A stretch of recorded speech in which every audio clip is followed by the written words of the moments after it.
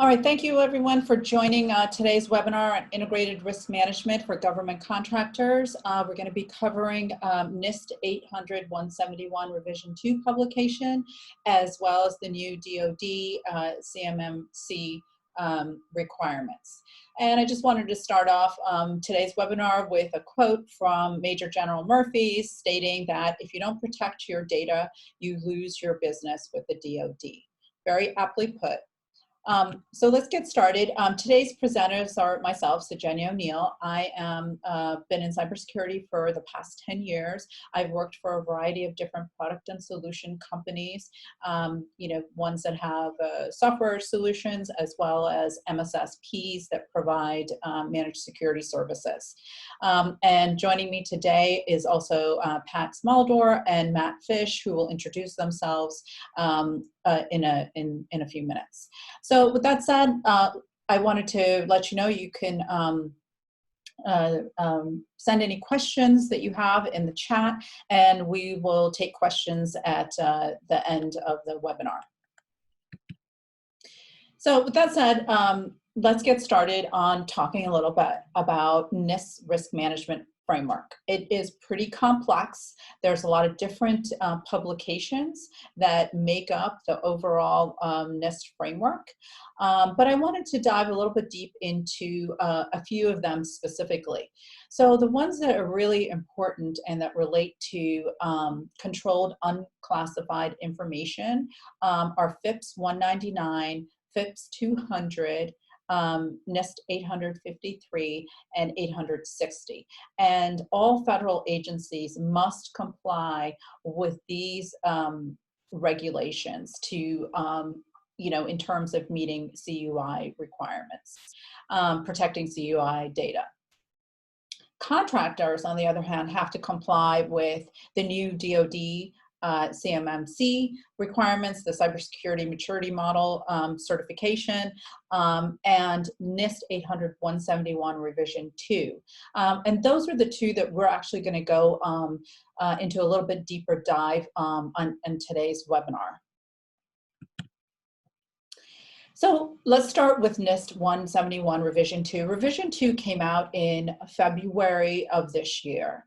There's not a lot of big difference between the original 171. There's some fine nuances that I'll go over in a little bit. But it generally states that the people that need to comply are basically non-federal organizations, organizations that are doing business with the federal government, that are processing, managing, and interacting with federal agency data or their systems, right? They need to comply with the requirements that are in FISMA and that are outlined in FIPS 200 and NIST 853. These also apply to all contractors and their subcontractors. So if you have 15 subcontractors and you are the main contractor, your subcontractors all have to comply to 171. And then on the right-hand side is a little bit about what actually needs to be secured. All system components, so all endpoints like workstations, servers, anything that you're using or hosting in the cloud is also applicable. All network components, all input and output devices like USB drives or any other sort of importable media devices, all virtual machines and applications, whether they're hosted in the cloud or on premise. Those are all of kind of the system components that need to be secured. So let's take a little bit deeper dive look into what is within the NIST 171. And it has broken out all the security controls into 14 families. So that's a lot. There's a lot of families within 171. And what I have highlighted in red are the specific domain families that are included in CMMC. So those specific families, there are 6 families that are in that are included in CMMC that are applicable to level 1, to the level 1 of CMMC. And then what you see in asterisk really is relevant to level 4 and 5 that is outlined in CMMC, which is about protecting, having organizations protect themselves from advanced persistent threats. And APTs is a whole big topic that we could have a whole webinar on, just APTs. But simply put, APTs are attacks that are well-funded, that are multifaceted and sophisticated, and are long-term. So an example of that would be a Stuxnet attack. So that's what the ones that you see, the domain families that have the asterisk next to it, like personnel security, access control, configuration management, they have broader subdomain controls to protect against APTs. So 171B is the publication that talks more in depth about that, and that's under draft right now. So we wanted to ask the audience here a quick poll question. So we wanted to give you a few minutes to participate in this poll.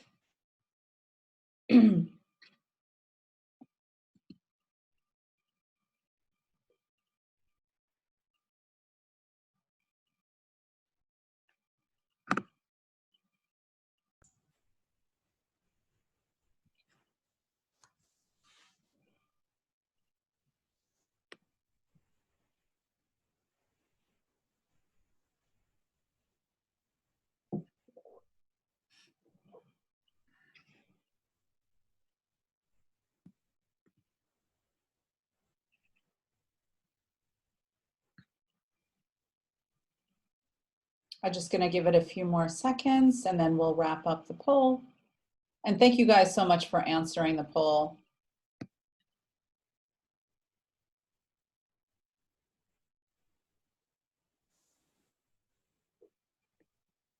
Okay.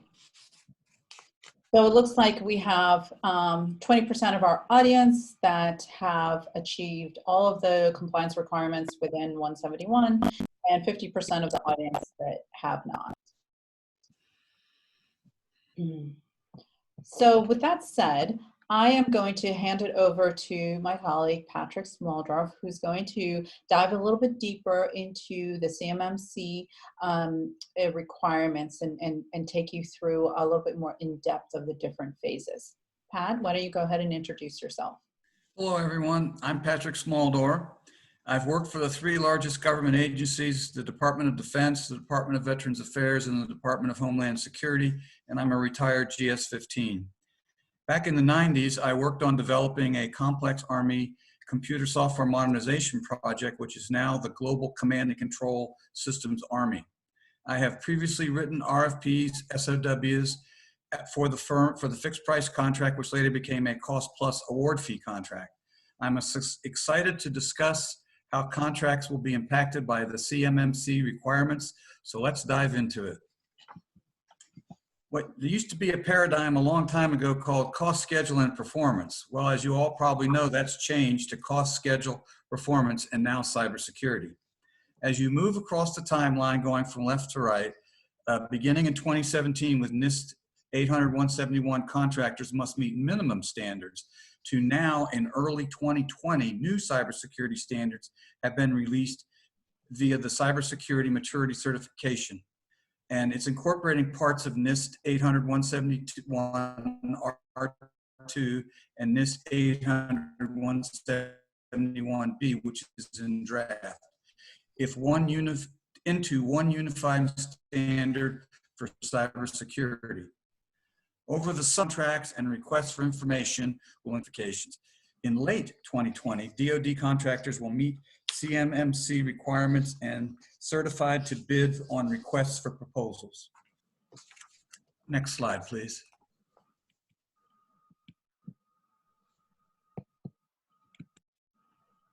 The CMM key points and applicability indicates that CMMC won't be required for any DO contracts already signed, only on new contracts.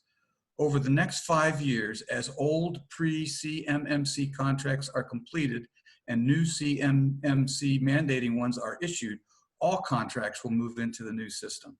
The goal is for CMMC to be cost-effective and affordable for small businesses to implement at the lower CMMC levels. If your company doesn't work with NIST 800-171R2 controlled unclassified information, you only have to achieve the bare minimum level 1 certification. Prime contractors will be expected to help their subcontractors meet CMMC requirements. The required level of cybersecurity will often be different between the prime and its subs, depending on who must see sensitive data to do their job. A small percentage of contractors will be held to levels 4 and 5, mainly defense system contractors. Contractors supporting COTS products may not be required to comply with CMMC. However, some COTS contracts include covered defense information that needs to be protected. We have a listing of that, and we can discuss that with you in later webinars. Next slide, please. What does CMMC look like? CMMC is the newest iteration of the DoD's effort to protect controlled unclassified information for the defense industrial base and the DoD supply chain. For ease of use, NIST 800-171R2 security requirements are organized into 14 families, which Sunyata just discussed. She will have, if you have questions, she can go over that again with you, but they're there. The cybersecurity maturity model certification is a tiered scoring system ranging from basic security programs. The CMMC model consists of 17 subdomains originating from the security-related areas of FIPS Publication 200 and the related families of NIST 800-171. The CMMC model also includes the 6 domains that Sojanya previously discussed. What I'm going to discuss now with you on this slide is what's involved in level 2 through level 5. Level 2 is a transitional phase where the Pentagon helps companies get ready for the higher levels by instituting new processes, planning, and budgeting. The goal is to help small businesses. The big jump is to level 3, the minimum required to handle controlled unclassified information, where companies must go from the 17 controls required at level 1 and 2 to more than 110. Those are derived from the National Institute of Standards 800-171R2. If companies have achieved this, they can pursue accreditation. Level 4 and 5 add additional controls for very critical technology companies working on the most sensitive contracts. Those standards will derive from the ones published under development by NIST and the International Standards Organization, along with the Aerospace Industries Association and others. The key point here is that things aren't going to happen until mainly the next 5 years. But if your contract is ending sooner than that, then things will begin to happen. And thank you very much. And we can move on to the next presenter. All right, well, we have another quick poll question. And I would love for you guys to all participate.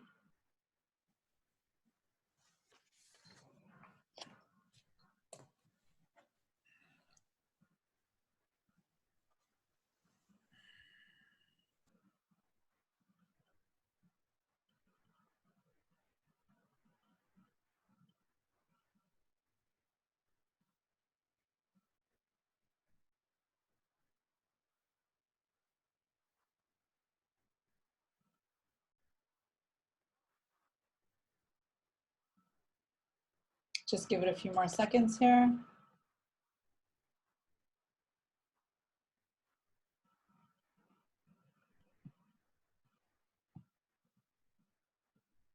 Okay, and these are some of the results of the poll.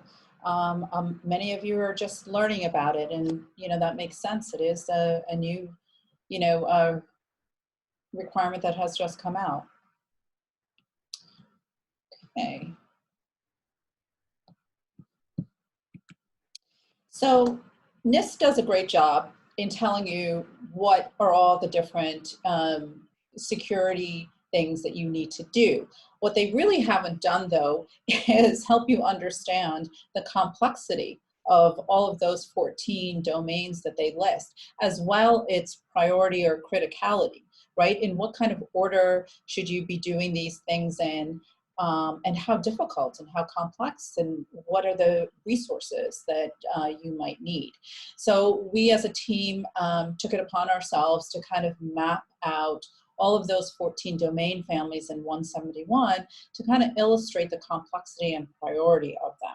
So what you see in quadrant 4 are some of kind of like the more easier things to get started with, to have in place, you know, kind of easy to do right now. So basically, you know, maintenance is about, you know, checking all of your systems, you know, to make sure that they have the appropriate level of security within them. You know, access control is making sure that only certain employees or roles within your organization have access to different applications and systems. So these are all kind of simple things that you can do within, you know, using your current IT resources. Some of the more complex and difficult aspects of security lie within quadrant 1. So incident response, which I'm super passionate about, coming from working for multiple MSSPs, is very complex, requires a lot of moving parts and components to really have, you know, that incident response in place. So for example, incident response includes the ability to detect, you know, events. So unless you have the audit and accountability measure in place and you're collecting logs, right, you won't be able to do incident response. So it's very interdependent on a lot of the other items and families that you see in the chart. Incident response also goes into being able to have tools, people, and processes in place. So you need to have, you know, security proficiency. You need to have tools like a SIM in place that's kind of aggregating all of your log data. You need to have security analysts that understand how to take all of that data and turn it into meaningful insights, how to detect anomalous behavior. So that's what makes incident response so complex, because it does require multiple components to it. Like I said, people, process, and technology.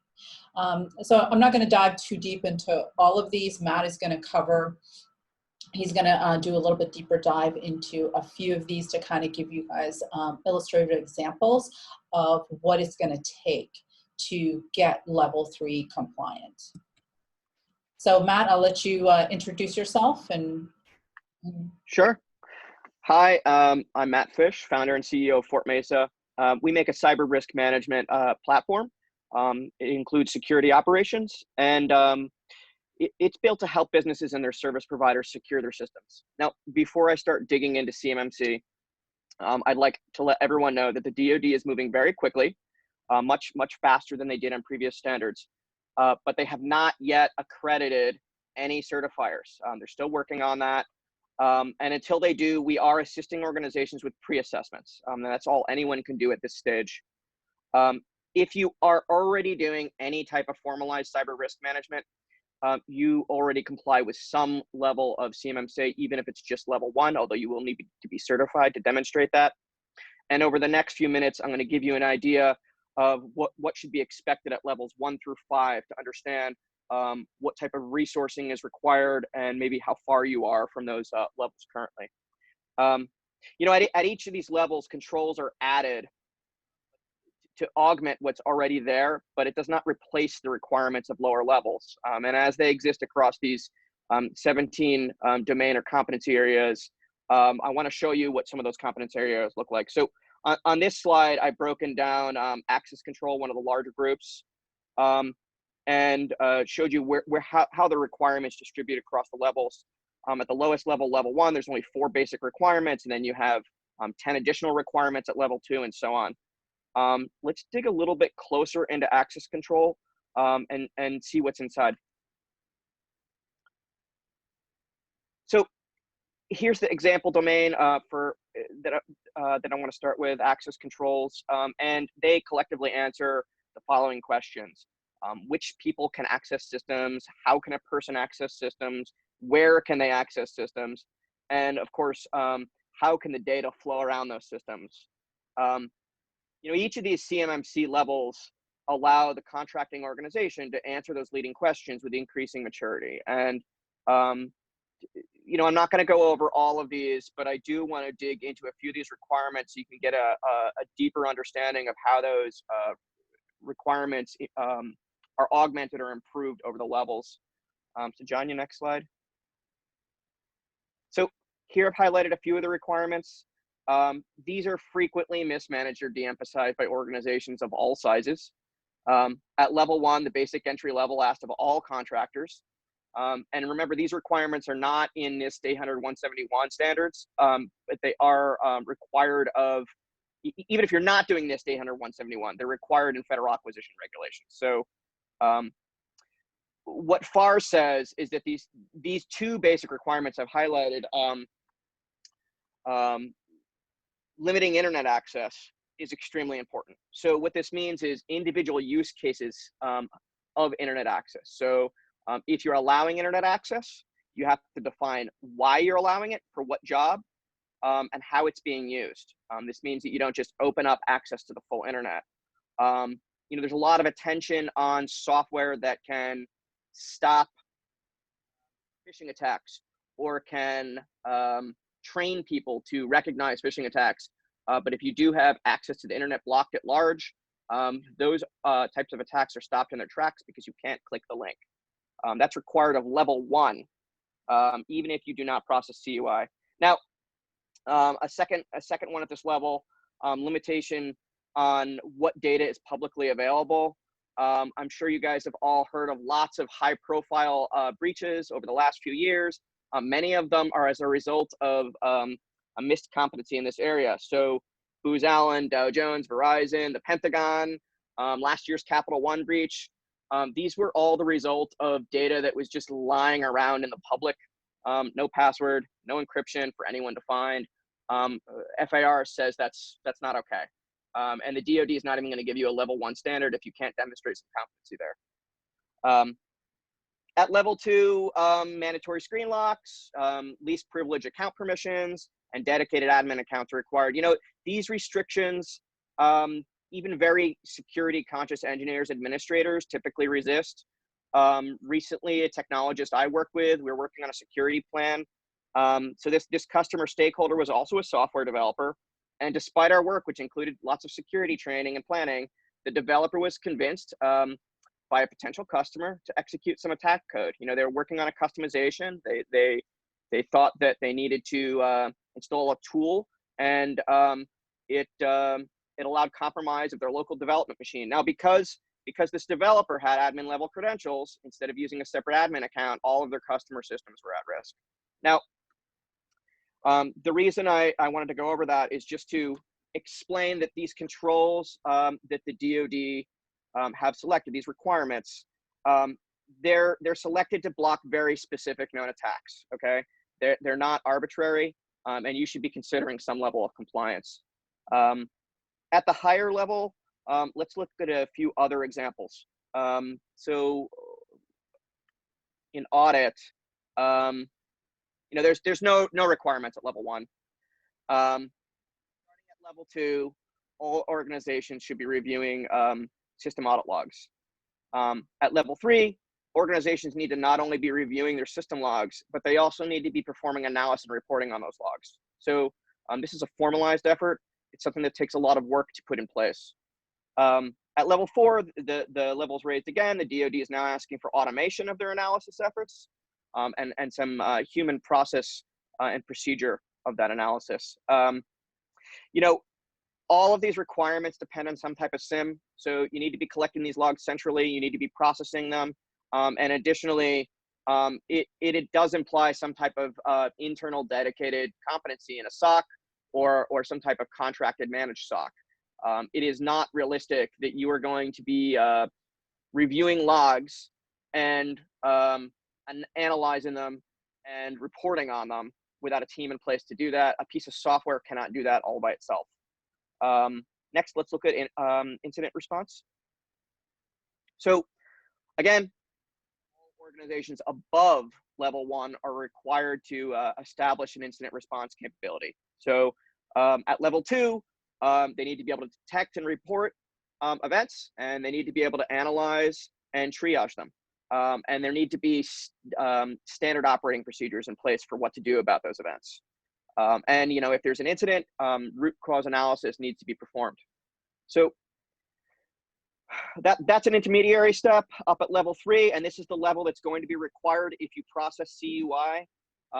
Not only do you have to do that analysis and triaging, but again, you need to track it, you need to document it, you need to report on it, and you need to test the system.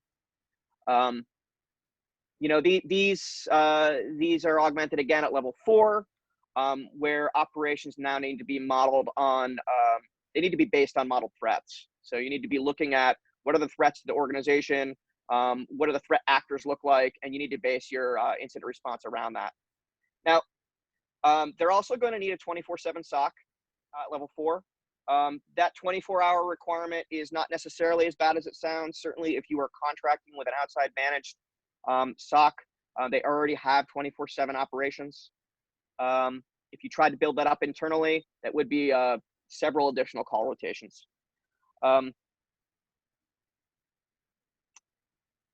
So let's move on to risk management. So again, level 1, nothing required. At level 2, you need to be doing basic periodic risk assessments, both of the organization as well as to CUI, controlled unclassified information. Now, I want to take a note here. Level 2 requires periodic scans and remediation of vulnerabilities. It's common for many organizations to align their vulnerability assessments with their risk assessments. But while your organization may only change fast enough to require an annual assessment, software changes much more rapidly. So new software is installed, updated, there's new vulnerabilities found. This happens every day. And the CMMC is careful to spell out that scan and remediation periods, they need to be aligned with the risk.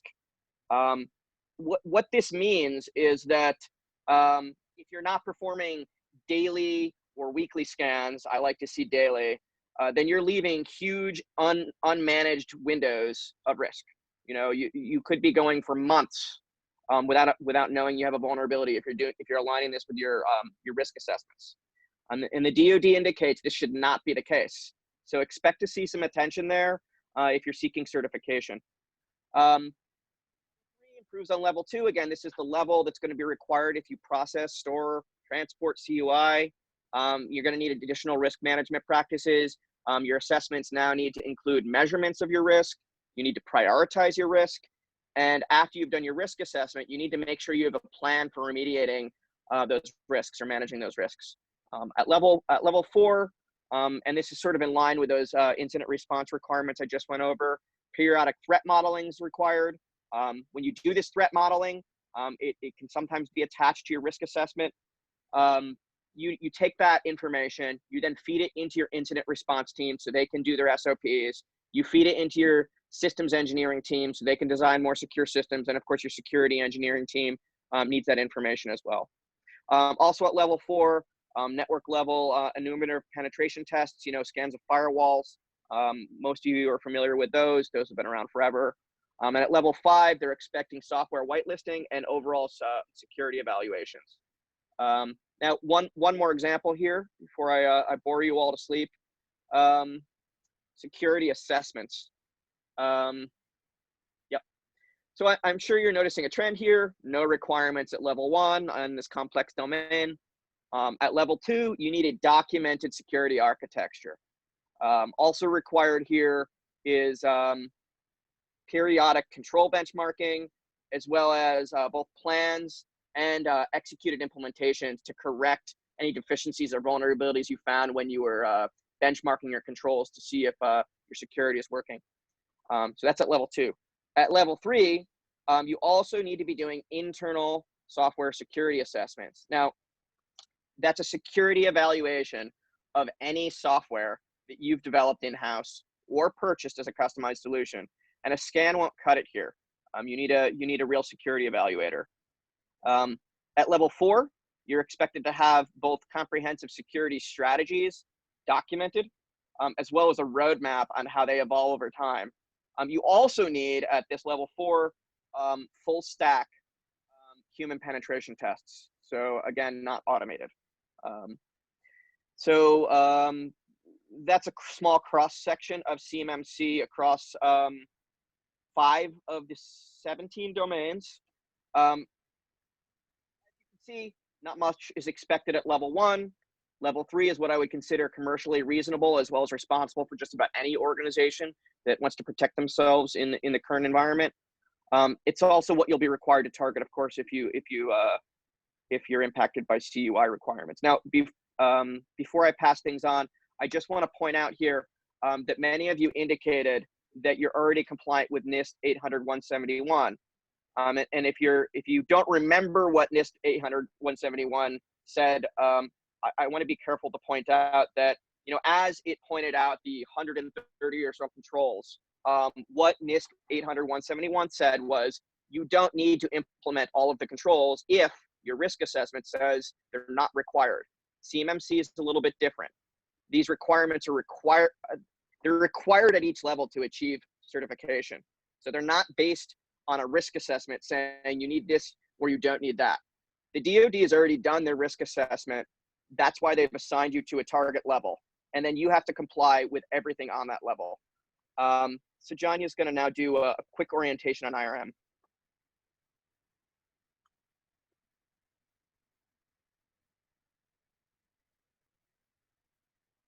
You're on mute, Janya. Thank you. Sorry about that. Yeah, I just wanted to piggyback on what Matt was saying, is that level 3 is where most, IT government contractors are going to need to be in order to get that CMMC certification. And also, just bear in mind that, it's not going to happen. The requirement's not going to be a part of your current, contract. But as your contract comes up for rebid, right, then that new rebid will have the CMMC kind of requirement and certification and attestation component to it. Okay, so let me move on to the next slide. So really what NIST and the CMMC requirements have framed is really an overall integrated risk management plan. So all of the different components that are within that are really all about creating a program that's comprehensive around risk management. And I just wanted to share with you all here how Gartner defines IRM, which is really the ability to have risk taken outside of IT and spread across the organization into all the business units, right? They want to promote an organization to have everybody participate and be responsible for risk management and responding and remediating risk. So that's kind of like democratizing, I guess, risk outside of just, technology. So with that said, some of the capabilities that Gartner identifies that should go into, an effective integrated risk management program is the actual plan and the strategy on how you're going to assess risk, being able to monitor your risk, and we went over kind of incident response in a little bit more detail, and the ability to kind of develop the reports and the communications that can be shared across the organization and to the executives. And then also being able to deploy technology to help you automate and manage, some of the risk that organizations are facing. So that's a lot to do, right? As a part of helping, as a part of developing an effective IRM program. So some of the challenges that organizations face when they go about trying to do this is the lack of resources, because a lot of organizations are focused on generating revenue.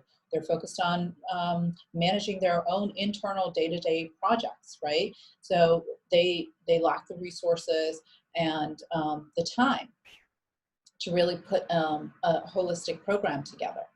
And then they also lack the ability to show the evidence that they are securing the CUI data. And then, the ability to kind of stay proactive within maturing your security program over time. Because as we learned, security is kind of a journey. You don't just do it all at once. It's a phased approach. So you want to document where you currently are and where you're going, and document and show that you have made progress and matured over time. And then you also want to be able to have a comprehensive plan that understands how you manage business risk when it comes to cybersecurity.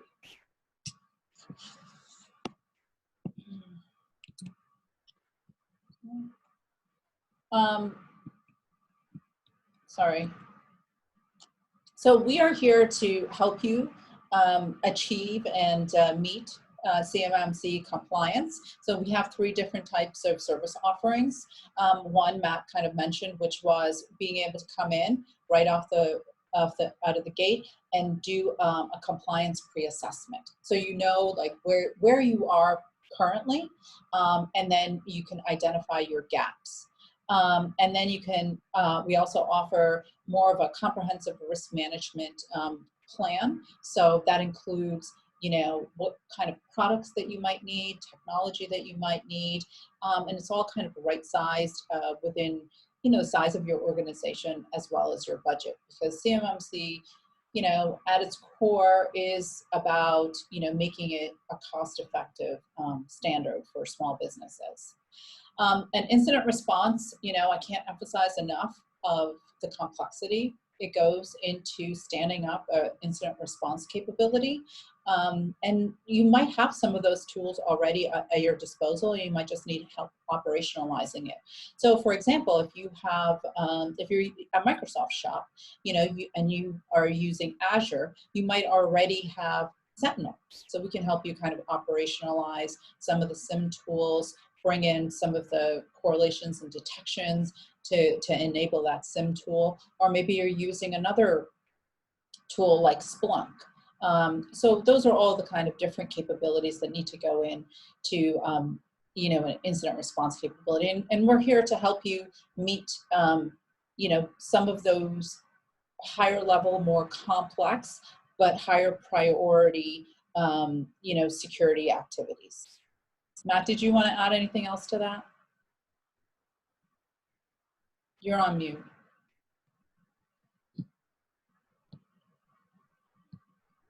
You're on mute.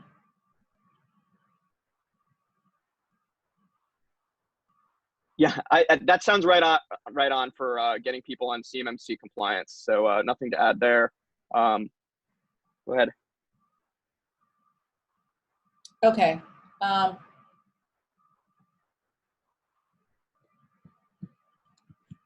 So I think we just have our final poll question, and then we will be taking questions from the audience.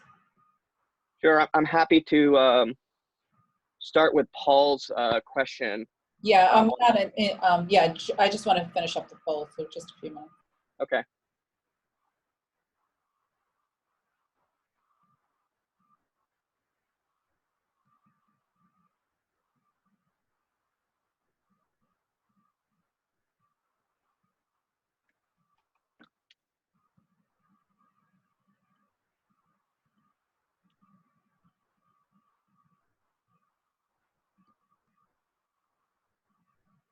All right, great. Thank you all for answering that question. We're going to go into the Q&A phase of our webinar. Let me share some of, oops, sorry.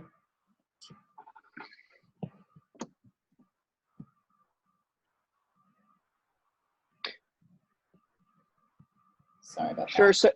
So regarding cost, if you want to go from zero to hero, I want to be careful here and qualify what I'm about to say. So this very much depends on the type of contract you have, what type of data you have, how you're using it. It also very much depends on the type of technology footprint you have. Some technology systems are easier to secure than others, even depending on what vendor you chose in the past. I will generalize a little bit with these qualifications and say you should expect to be paying 10% of your IT budget into security, into various security specific deliverables, solutions, products, services. It could be more, it might also be less. Certainly, if you need to make a lot of progress very quickly, you're going to have to spend a little bit more than if you're only making incremental improvements. That's about all I can say on that subject without a more comprehensive consultation. Yeah, and I think another good question we got was, what are the tools that we would recommend for prevention and detection? And I think that is also, something that's very specific for the size of your organization and the budget. There's a lot of great prevention and detection tools that come together. So you have a lot of next-gen AV tools that have EDR components in them. So they do prevention and detection. They're cloud-based, easy to deploy. So it really depends on if you're looking for an on-prem or a cloud-based solution and what the size of your organization is. And then we had another question, Matt, maybe you can, you and I can take this together. How does triaging events work? Sure. So, I mean, it happens a little bit differently according to CMMC at different levels. But basically, you're going to be getting a massive amount of information pulled from logs and other types of system telemetry. You can't possibly respond to all of it unless you can cut it down by 99% and change. So, to do that, you need to categorize events, you need to correlate, you need to know what's normal, what's not normal. And then you need to come up with standard operating procedures for, oh, we've seen this before. Someone entered their password wrong 12 times. We should be doing something about that. Or something more anomalous, like we've never seen this type of network traffic on this machine before. That's unusual, right? You might not have seen that event before, but you know it's anomalous. And those are the types of things that are going to drive how you triage events. But again, this is a job for a highly experienced security analyst. Although oftentimes, again, those prepackaged tools will have some basic triage functions built in. Yeah, and I think like a big component of triage is having that SIM in place. And then, when you have the security analyst receiving all that data from the SIM, they have their own tools in place that help them do the triaging. So they have security operations and orchestration in place using tools like, what do I say, Swimlane. Swimlane is a great orchestration tool for security analysts to use. So they can use that tool to kind of go and do more triage type of work.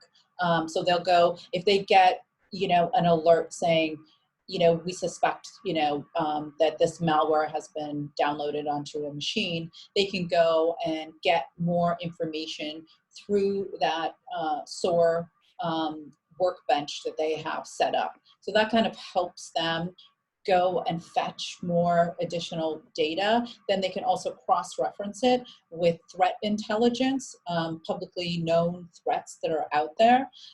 So that all is a part of the triage process that security analysts use to kind of identify whether an incident is positive or not. And then we have another question about whether we are doing front-end assessments remediation and incident response, but not the CMMC certification itself. That's correct. So Matt, do you want to take that question? Yeah, sure. So I'm watching what the working group's doing very carefully. This is an unusual situation because the DoD has set deadlines for implementation, and they have not finished standard yet. They have also not even published draft criteria on how to assess this. That's due very soon. I'm expecting over the next few months, maybe by midsummer, we're going to start seeing some criteria there. And then it's going to move past working group, and they're going to start accrediting certifiers. At the moment, all anyone can do is prepare themselves. So we are doing pre-assessments. You're right, it's not appropriate for the same vendor to be doing both security services or product, and also certifying those solutions. And we're keeping an eye on this. It's likely that we are going to be servicing both needs, but it would be with different customers.